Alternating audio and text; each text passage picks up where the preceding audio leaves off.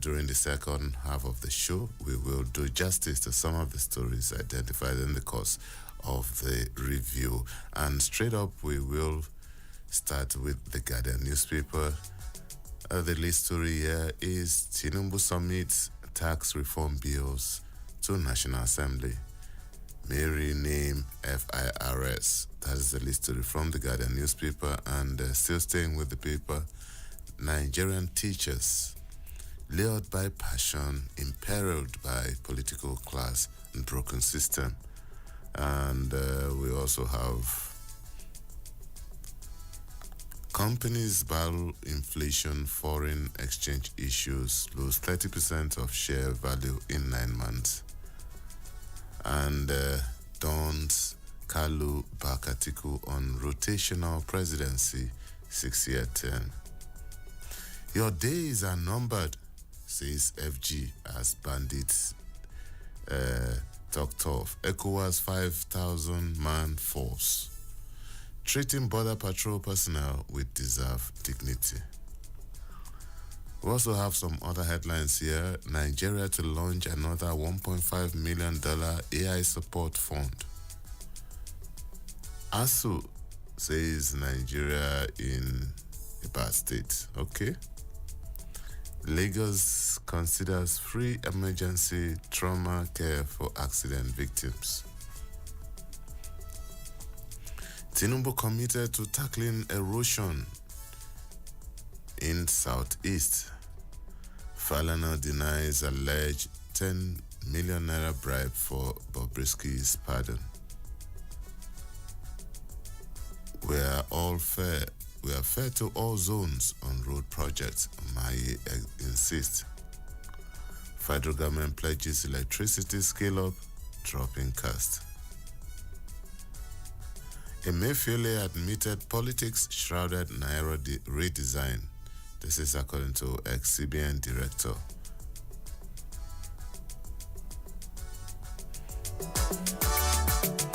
All right, we move on to the Tribune newspaper, and the headline says CBN introduces electronic transactions in foreign exchange market. And tax reforms. Tinubu seeks to repeal FIRS, establish NRS. Okay. Tinubu's $30 billion foreign direct investment claim, not exaggerated, presidency insists. And court bars VIO from confiscating vehicles, imposing fines on motorists.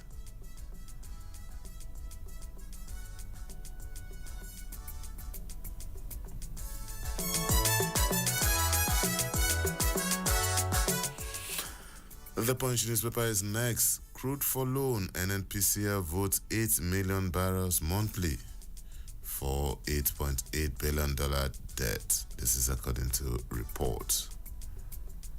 And we will not participate in Rivers LG poll. This is according to the police. 3 days after deadline, Naira for crude deal yet to begin. Tinubu plans to bar customs, NPA others from revenue collection. Fubara insists on LG poll amid protests by Wike allies. IOM repatriates 180 Nigerians stranded in Libya. Man who asked Tinubu to resign admitted in psychiatric hospital. Okay. We move on to the Nation newspaper. Change now or be neutralized. Tinubu warns bandit terrorists. Federal government disburses 150,000 naira grants to small business owners. Minister predicts downward slide in electricity pricing. And 20 more bodies recovered from Niger boat accident.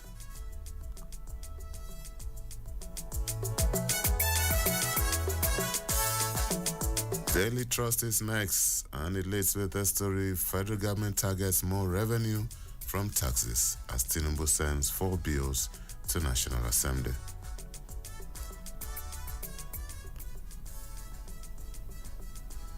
Kano governor distributes learning materials to LGAs of a bank robbery judgment splits community.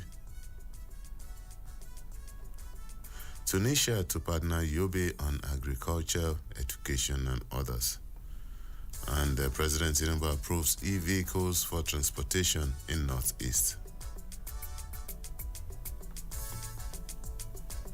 Tinubu urges terrorists to surrender.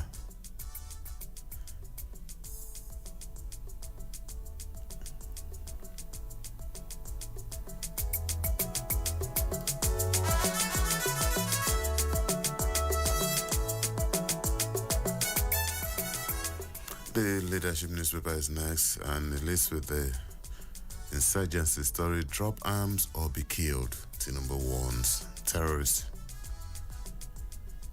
ECN boss solicits more foreign investments to reduce poverty.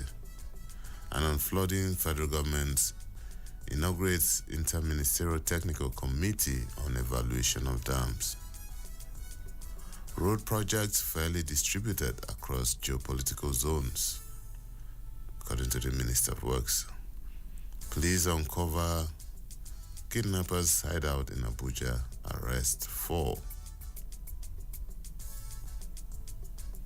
Deputy Speaker Kalu condemns beheading of Abia couple, calls for probe and calm.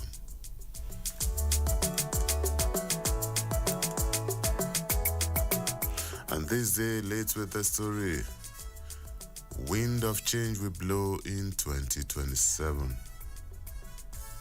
This is according to former governor of Kano State, Kwankwaso. And according to President Tinubu, a secure Nigeria is a secure Sahel. Ireti Kingibe says being a woman in the National Assembly is very hard. African Development Bank targets additional 120 metric tons of grains by 2025 to douse food crisis. The federal government says road contracts fairly distributed with 5.2% legacy projects in the north. Nigeria targets 4 million barrels per day oil production.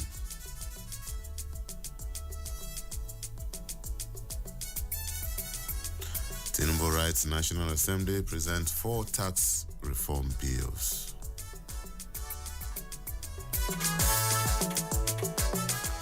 All right, we move on to the Vanguard newspaper now, and paper lists with the story: minimum wage disquiet as FG makes selective payment. Okay. Falana denies Bobrisky's bribery allegation. Polytechnic lecturers issue 15-day ultimatum over unresolved demand.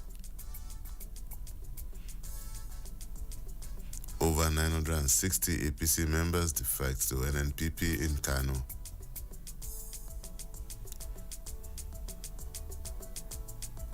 Danger looms as high school fees stop many Bauchi children from resumption. I have a say who succeeds me in 2027. Who is saying that? The current governor of Oyo State. Bala urges patience with Tinubu and cabinet reshuffle.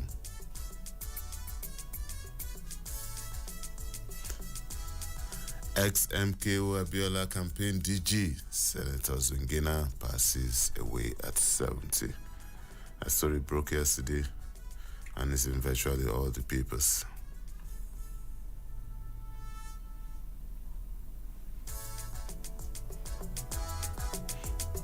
Outrage as Agege local government demolishes 30-year-old private school building. All right, that's all we can take on the headlines from across the papers now. We'll take a short break, and when we return, we will go straight into the details of some of the stories. It's still Newspaper Review on Citizen 93.7. Please don't go away. The program will be back in a moment.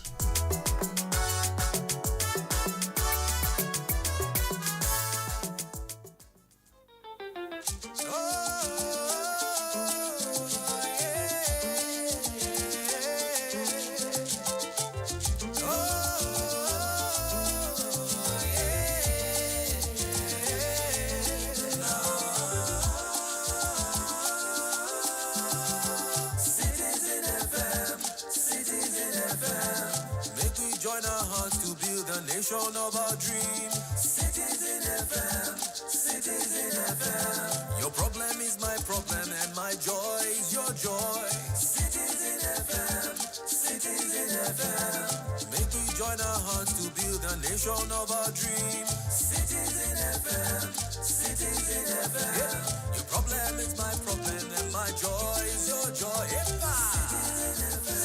Citizen FM, Citizen FM. The Renewed Hope Agenda for Nigeria is the brainchild of President Asiwaju Bola Ahmed Tinubu's administration. It is geared towards renewing the hopes of Nigerians for a better future through its policies and by improving standard of living of the average Nigerian. The Renewed Hope Agenda Radio is poised to promote all of the above while enlightening Nigerians as well. Join us every Tuesday afternoon, 2 p.m. on Citizen FM Radio, 93.7, Labor House, Central Business District, Abuja. Renewed Hope Agenda Radio on 93.7 FM. The future starts today. We believe in this nation.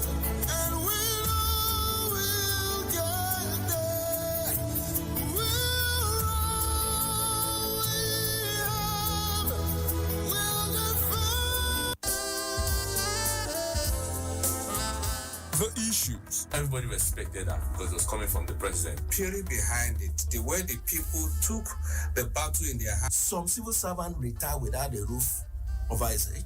The cause. If we cannot trust you, then you cannot take the ticket of this country. Hussein cannot be divorced from those who cause the crime. Honestly. The passion. You must have national spread. So where is it? Why are you so concerned about that? He said money was. I never. No. The platform is always the same. Insight on Citizen FM 93.7. The source is constant. My name is Lawrence Umoite. There is always an opportunity. Tomorrow, Insight returns with another interesting. Insight with Lawrence Umoite on Citizen 93.7 FM Abuja. Be part of the experience.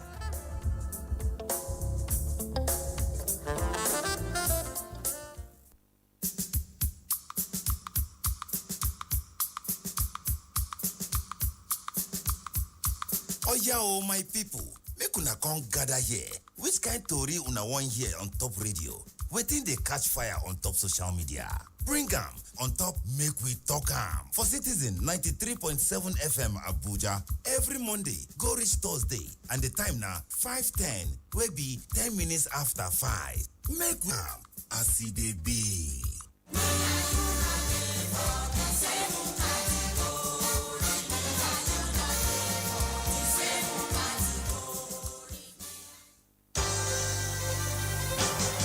Did you miss out on the news during the week? Not to worry. Retrospect is here to make up for the missed information. Retrospect is a complete package of all the major news headlines that made the airwaves from Sunday to Saturday. Join me, Esther Nwusu, on the program Retrospect on Citizen 93.7 FM Abuja every Sunday at 6 p.m. Retrospect. We keep you informed.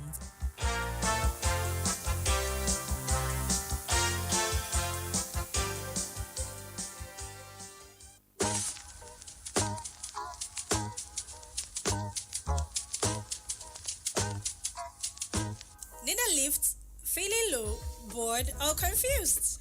Wants your dream to brightly glow? Here is what to do. Women's Corner is waiting just for you. Education, work, lifestyle, career, mentorship, and family too. We will tackle the issues, provide solutions, and see you through. Finding your voice, reaching high, and making an impact. Women's Corner, where knowledge can fly. Join us every Mondays and Wednesdays at 1 p.m. for inspiring stories and practical advice to reach all your glories. It's Women's Corner on Citizen 93.7 FM, Abuja. Woman don't suffer, lower everybody.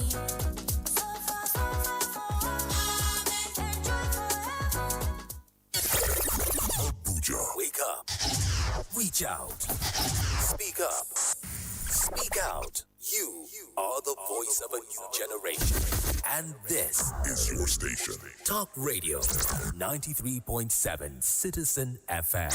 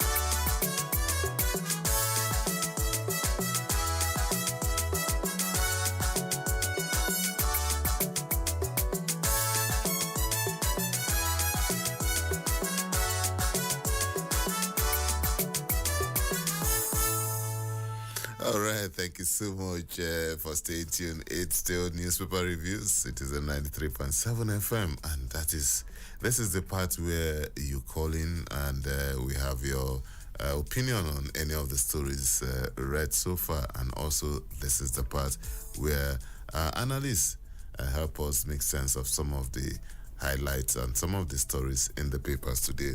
Mr. Salmon Salami, good morning, sir. Very good morning to you, Lawrence Umoiti. Mr. Salami is an in-house analyst and also the chief operating officer of Citizen 93.7 FM. And as usual, we will tap from his wealth of experience as we navigate through the papers today. And you can join the conversation. You can call us on 0903 2229797. You can also call us on 0818 2222205, or you can call us on 0818 2222206. And don't forget, our WhatsApp platform is active. You can call us and you can also send us a message. Just let us know where you are calling in from. All right, Mr. Salami, we start off with the Guardian newspaper, and this story is in virtually all the other papers. It broke yesterday too, and it says President Tinubu submits tax reform bills to National Assembly, may rename FIRS, and it says President Bola Tinubu Inland Revenue Service Act of 2007. Inland Revenue Service Act of 2007. The proposed NRS would assess, collect, and account for revenues accruing to the federal government. Let's see. The other three are the Nigeria Tax Bill, which aims to provide a consolidated fiscal framework for taxation. The Nigerian Tax Administration Bill that seeks to establish a clear legal framework for fair and efficient tax collection. Mr. Salami. Lawrence, why are we starting this newspaper review with tax? That is one thing most Nigerians don't like to hear about. But then we have to. But I think it is necessary that we pay tax, because that is where government will get money to give us the needed infrastructure. And do you know that if your money is working for you, taxpayers' money, chances are that you will defend and protect such infrastructure. It's because over the years we have been getting this thing free. Let me take you back to what happened in Kano during the End Bad Government protest. When our youths, I don't want to call them the Almajiris, because Almajiri means somebody who is a student or a learner. Seeking knowledge. Seeking knowledge. So it's not a derogatory word. But in my own side, they think Almajiri means. What am I saying? If it were their parents' money, they would not set that CBT center ablaze. Don't let us lose sight of this discussion. My dear, there is the need to pay appropriate tax, which most Nigerians and indeed some corporate organizations don't do. So for President Bola Ahmed Tinubu, who is a robust accountant by profession, a chartered accountant, let me give you free of charge. He was in Mobile PLC, and he managed their finance department excellently well. So it's on a familiar turf when it comes to taxation and what have you. But my problem with Nigeria is not lack of good policies, but the implementation of such robust and well thought out policies. We believe that at the end of the day, hopefully, we'll see light at the end of the tunnel. Oh, well, Mr. Salami, I also want to share your optimism. We hope that, but you see, Mr. Salami, I don't, when it comes to the issue of taxation, there are two schools of thought. There are those who believe that, oh, well, Nigerians, why should Nigerians pay tax when the ones they've paid before? Or, yes, what do we have to see? What do government have to show for it, for the tax collection? And there are others who say, well, if you don't pay this tax, there's no way government will function. It's like the argument about the egg and the hen, which comes first.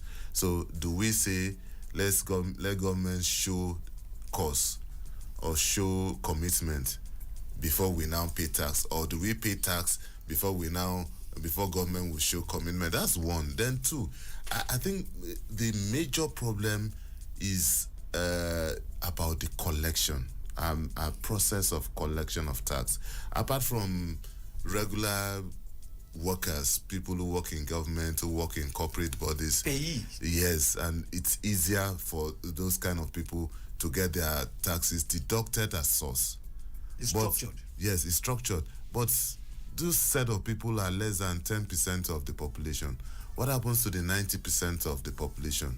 The small-scale businesses, the medium-scale businesses, even the contractors and so many others, even politicians who only pay taxes when it's time for election, when they know that they are going to collect forms and they will need tax returns. Sometimes they rush to and pay and backdate the last 3 or 4 years and so many things. So I think our focus should also be on this collection, both at the federal, the state, and the local government. Some states have cultivated this habit of handing over the whole thing to a consultant or a firm to help manage and so many other things. But if we get that right, then we will make a lot of money out of it. No doubt about it. But let me tell you, don't worry. That is, tax payment is compulsory. Yes. That is the truth. But the truth thing is this: if taxpayers' money is working for them, people will be happy to pay tax. But a situation whereby the money or the tax paid is embezzled or, as it were, mismanaged, it gives people the feeling not to. But be it as it may, Do you know that even the government is not particularly interested in collecting taxes simply because there is always slush money coming from oil revenue and other sources? But the truth is this: whether we like it or not, we must cultivate the habit of paying taxes. Yeah, I agree. And it must be well structured, it must be well collected, and almost anybody who is of tax-paying age should pay and must pay tax. And let the taxpayers' money, let it work for them. I agree with you. And you see, when we talk about that, some people don't know that virtually everything we do, we pay tax. When you buy an airline ticket, you are paying tax. When you get a service from a restaurant or a hotel, you pay tax. When you buy a product in a mall, you pay tax. So the only ones we frown at is when they say, okay, this business that you're doing, you've made certain amount of money at the end of the month, you pay 1% or 2%, you need to pay on that. That's the one that we now, our muzzles will come up. We'll now start arguing. But virtually every other thing that we do in the world, there's a form of taxation in it. Do you know that there is radio tax? Yes, there is, by law. By law. Even the airtime that we buy, even the services that your banks render to you, you pay tax on it, and so many other things. It's only journalists who bear the brunt, where they say comment is free. All right, Mr. Salami, let's move on. Well, you can still join the conversation. Call us on 0903 2229797 and 0818-2222-205 or 0818-2222-206. Mr. Salami is still staying with the Guardian newspaper. The president says your days are numbered, and is addressing bandits and terrorists. President Bola Tinubu stand warning and the unleashing of a 5,000-man force on terrorists. The president warned the terrorists and bandits and other non-state actors to surrender to government forces or face death. The president who noted that his administration had enough of the activities of bandits, terrorists, and other non-state actors, said he put in place both kinetic and non-kinetic strategies to eliminate the criminal elements tormenting the country. The president spoke yesterday at the inaugural international lecture on insecurity in the Sahel, organized by the News Agency of Nigeria. Mr. Salami, this is perhaps the most, in quote, very serious and stern warning from Mr. President concerning the insurgency issues. Do you know that Mr. President was confident and he spoke his mind simply because he knows that the people he put there, they are really dealing decisively with these terrorists, bandits, insurgents, and non-state actors, and they are doing it. That is why those of them who have ears are surrendering in droves their ammunition, because they know that their days are indeed numbered. Kudos to the service chiefs, led by our one and beloved General Chris Musa, who has laid down his life for all of us, who, both in private discussion and in public, has been telling Nigerians that in your lifetime, you will sleep with your eyes closed. May God continue to help them. I will say amen to that, and to support what you're saying, Mr. Salami. In the last couple of weeks, we've seen how many Boko Haram commanders have been neutralized across the northern part of the country in droves. Then others are fleeing, and a lot of plans, a lot of terrorist plans have also been foiled, because you see, it's not everything you get to hear in the media. For every one attack that you see somehow succeeding, there are 99 others that have been foiled by the gallant officers of the Nigerian army. You know, I must confess that I'm privileged to know him. He sent a WhatsApp message to me yesterday in the night. He says, Salami, it is true that we have taken the fight to their doorstep. No retreat. No surrender. It's worse. And you know he's a man of few words. All right, we wish officers and men of the Nigerian Armed Forces well as they go about this duty. It's not something that every Nigerian will have the courage to do. Sign up and say, I am prepared to lay my life for the defense of my country. For those of us who have not done that, all we need to do is just to support them and pray for them, and also give them the necessary information, intelligence information they need to succeed. As citizens, when we see something, we should say something. All right, Mr. Salami, let's move on, this time to power. Federal government pledges electricity scale up and also drop in cost. And the Minister of Power, Adebayo Adelabo, has assured Nigerians of a reduction in the cost of electricity. He said that the reduction would follow current effort to step up generation and distribution of power in the country. The minister gave the assurance when he received the management team of the Nigerian Lottery Trust Fund yesterday.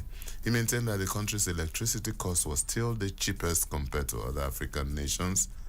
He stressed that electricity was cheaper than running petrol or diesel generators due to the prices of the product. No doubt that electricity is cheaper than running diesel and petrol for energy. And let me say it, and I'm saying this with all sense of responsibility, that electricity supply has been relatively or reasonably stable in the last few weeks, especially in Lagos, in Abuja, in Rivers State, in Akwa Ibom, and Ogun State. And that's why that Ogun State is now reaping because of its proximity to Lagos. Industrial estates are springing up. Industries are moving there.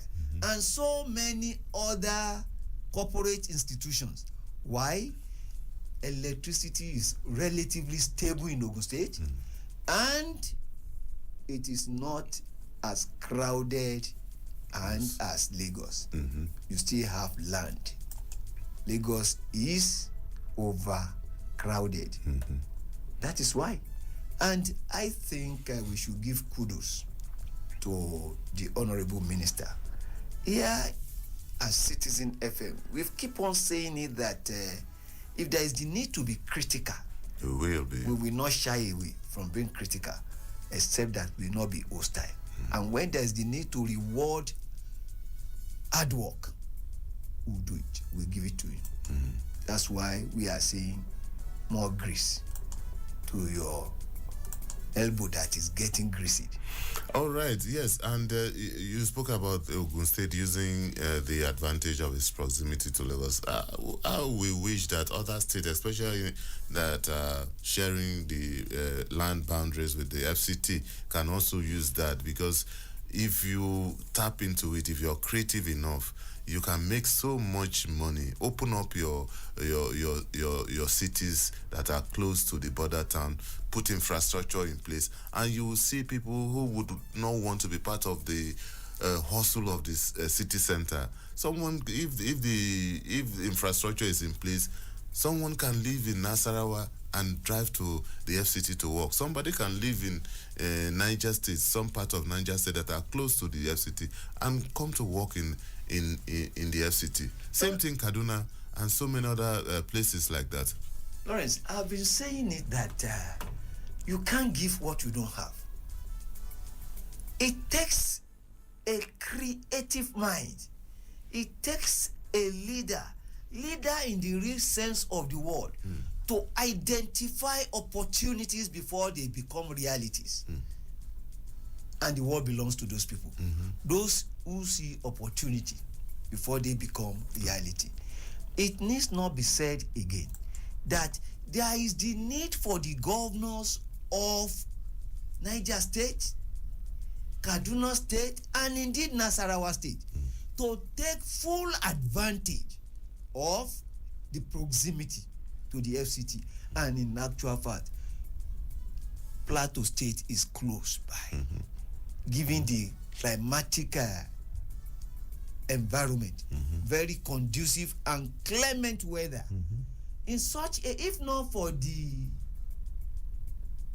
insecurity that has taken its toll on the peace in Plateau, Plateau is another European country. Yeah, Mr. Salami, when we were growing up, it was the place to be. You come for holidays and you would not want to leave. The weather was something else. The environment was something else. So sometimes when you look back then and you see what is happening now, well, but it's something that we can do as a nation. There is no situation that is unsurmountable, as we normally say on this program.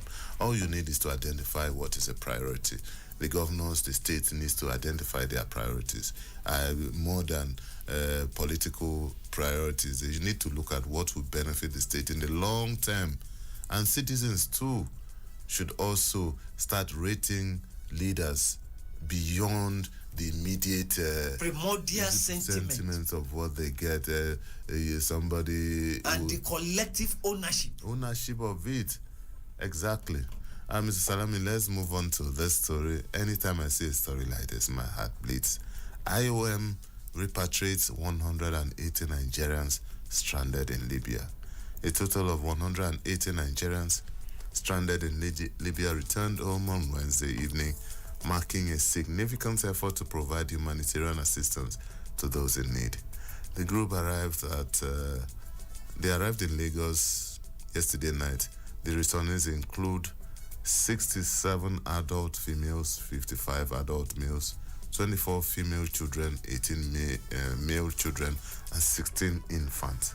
This evacuation was facilitated by a collaborative effort involving the IOM, that's the International Organization for Migration, and the National Emergency Management Agency. Mr. Salami, I can't remember, I've lost count of how many times we've reported these stories, and it's always the same. If it's not Libya, it's Tunisia, Morocco, all those places, because this set of Nigerians won't think that when they get there, it's just stroll over to Spain. You just cross over and it's seamless. But most of the time, and these ones are the lucky ones that are back alive. Just 2 weeks ago, we heard of what happened when one of the boats capsized and majority of them died every time. But is it like people don't read the stories or what, or they don't believe, or they think there's one thing that they have that when you get there you become invisible and you just slide over the sea and you find yourself on the other side? Lawrence, you see, dreamers don't see, they only hallucinate. The moment you begin to think that it is greener without planting on the other side of the divide, you have a big mistake, or you are making a big mistake. You see, I don't have any issue with migrating. If you must do it, you must have something doing, that something is waiting for me there. Not that you just take a chance trip, which to me is a misadventure. Because the thing is this: yes, we have some Nigerians, surgeons, professionals, let me put it that way, who are making cool money outside this country. Many of them. And there is this conducive environment for them to practice their trade in such a manner that they are now world-class professionals, exceptional, global. But a situation whereby you do not have any skill, let alone exceptional or uncommon skill, you don't have any certificate because you are not robustly educated, but you just believe, for believing's sake, that the roads of where you are going were paved with gold. You are only hallucinating. Exactly. You are daydreaming. And I must confess to you that you are better off remaining here in Nigeria here, picking up the pieces of your life. Honestly, I know no matter how broken one is, God can put you back together. And it's a question of determination. If you are determined to succeed in Nigeria, it is easier for you to stay here, do the needful, learn a skill, or go back to school, or just do something that they call legit in their parlance. All right, Mr. Salami, just a moment. We have a caller here. Hello, good morning. Yeah, good morning. Good morning, sir. Who's on the line, please? No, this is Bode. Oh, Bode. Bode, why have you abandoned us, my brother? How are you? I did not abandon you because I'm listening every day, but after when you call, the lines will just be, I know you are timing, I think, but I listen every day. All right. But look, I don't know what we should do about this, the connection. Another station is interrupting close to our area here. I don't know most of the time. We are working on it. We've received reports about that. Our technical crew are busy working on it. Sorry about that. So that's just the only challenge. Most of the time, we find very difficult. You have to look for a very clear place to put your, because of the issue of light and go. But it's okay. So the question, Mr. Salami. Yes, sir. Good morning, sir. Nigerians are very easy people to control, to rule over. Nigerians are willing to do anything government throws at them. Or is the government being fair to Nigerians in terms of the tax we pay? No, I'll give you two clear examples this morning. I live between Maraba, the checking point, and Maraba, where the Dunamis Church is. There is just a local government road that passes between the Dunamis. Ama comes to the next shops there to collect revenue, while Nasarawa collects the other one here. These people struggle to set up that business. Government never cares to come and ask them, how is the business thriving? First, how did they manage to set up this business before coming to collect revenue? Virtually everything they set up there, from the structure to the facility that is being put in that shop, it is them. Wherever they source that money from, government don't care. But they come to collect revenue. Let me shock you. The road, that local road, it took the church to do that road. As I'm talking, portion of that road is bad. But Ahmad and Nasarawa state government comes to collect revenue on that road, but they don't care to repair that road. So how will you be able to pay revenue when they are collecting from you, but they are not doing what they are supposed to do, but rather they share the money amongst themselves? Imagine if that road is being tied with the revenue they are generating from that road, from those people in that smaller shop. Wouldn't they be willing to pay? Just like what you said, if government live by example, Nigerians are easygoing people. That's on the wayside until they change their attitude. They should put their money where their mouth is, but rather they decide to live large. Where is the president this morning? Where has he gone to do his holidays? In Jano Budukato Ranch, it's not for him to live by example. Say, for me, I will look for a better place in Nigeria. If I did not do it, nobody would do it. But rather, they are jetted out to France and England. Then who will do it for us as a people? For the securities, kudos to them. We hope and pray that by the time they finish, as the chief said, Nigerians will have their two eyes closed. They are trying. We hope and pray that as they go, they will come back alive. Amen. Good morning, Mr. Lawrence. Thank you so much, buddy. God bless you.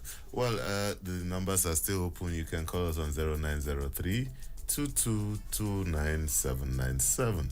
You can also call us on 0818 2222205 or 0818 2222206. Mr. Salami, I want you to conclude your thoughts on the migration story first before you react to what Buddy's said. If you just what to say is simple. That if you must travel, you must get it right. What do I mean by getting it right? You must have something concrete that you are going there to do. and you must be a welcome migrant, not just a nuisance to your host. To your host. So All that right. is one. Then secondly, Mr. Bode made so many robust contributions. What readily comes to my mind is the president leading by example and not precept. How will it have been if Mr. President, as we speak, is in Gembu, having his vacation, or is in any ranch, Obudu ranch, or maybe there are so many tourist attractions in Nigeria here, and if Mr. President had done that, he would have at least given us that reason to stay here and rescue this country together. And you know, of course, it only means that the Nigerian naira will be spent in Nigeria and on Nigerians. We are not by this trying to say that you don't have the right to travel to wherever you want to, but then let us prioritize Nigeria. Let's buy Nigeria. Let's eat Nigeria. Let's live Nigeria. And by doing that, we are helping ourselves. Nigeria will remain great and become greater in our lifetime. I always say amen to that. Yes, I agree with you, Mr. Salami, especially on your submission on the migrants. You see, a lot of Nigerians, especially the young ones, think that the way we value our paper qualification is the way the rest of the world value paper qualification. The mere fact that you have a PhD in any course in Nigeria here doesn't mean that you have any skill. And if you don't have the skills, especially in your host where you're going to, you're as good as being an illiterate. So before you even move to anywhere, you find out. Thank God for the internet. Information is everywhere, and find out what are the relevant skills in the country you're moving into. What can you do to be efficient and effective in that society? And then you work towards that. A lot of Nigerians now, before they travel, they go into medical lines, they read nursing and everything. And when they get to UK and everything, it's easier for them to get jobs and everything. Those are people who are forward thinking. But it's not just you to sell your father's land or to sell your father's house, and the next thing you hop into a bus that's taking you to Libya, and someone tells you that once you get to Libya, that is just 45 minutes across the sea, and you find yourself in Spain, and before you know it, everything is done. It doesn't work that way. It hasn't worked that way, and it's not likely to work that way in future. Well, Mr. Salami, let's move on. Let's go to the Vanguard newspaper. And there's this story that has been on in the last 2 or 3 days now. Minimum wage issue, disquiet as FG makes selective payment. There appears to be selective payment of the 70,000 naira minimum wage by the federal government, which has triggered fresh tension among federal public workers, as most of those yet to be paid have decried the development, according to the sensitivity, according to the paper. But sources in the Accountant General's and Budget Office painted different pictures of the situation on the ground last night. While the AG's office said the minimum wage was affected along with September's salary, the Budget Office said 40,000 naira was paid across the board to all federal workers, but workers are denying this. Mr. Salami. Well, this is a good lead. As media men, we will do investigative journalism. Find out. All right, Mr. Salami, I think we have to leave it at that.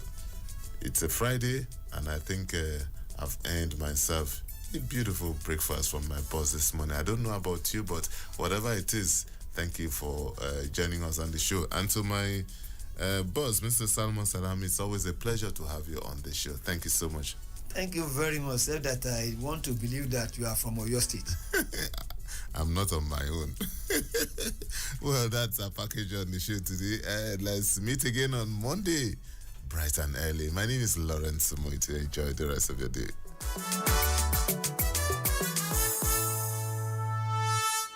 حي أنت للعينين ضي أنت عند الحاضري أنت هاد وصفي يا حبيبي يا محمد يا نبي سلام عليك يا رسول